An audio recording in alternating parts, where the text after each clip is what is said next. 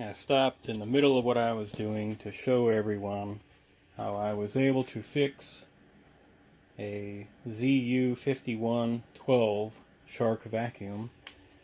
These replacement hoses are somewhere between $60 and $85 online now, plus shipping. So let me take this back apart. Had to fit check to make sure it worked.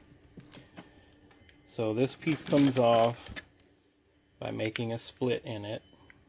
Okay, little handsaw.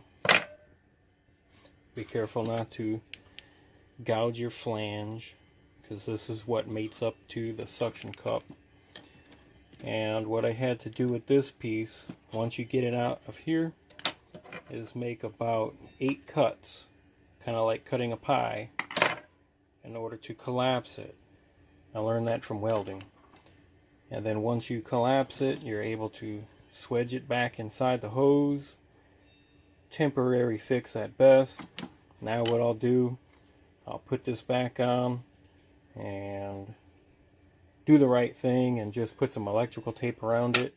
I might glue it. I've never welded anything before either. Alright. Cleanup process has begun. The moment you've all been waiting for.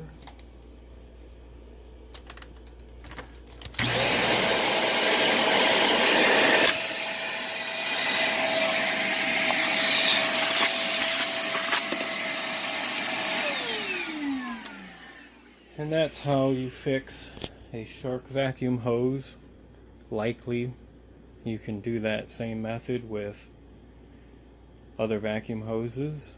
And if you're interested in learning more about the human mind and how to fix that, then I recommend you check out Jesse Lee Peterson, Michael Rice with a Y, Roy Masters with an S, Paul White, not Paula, but Paul White.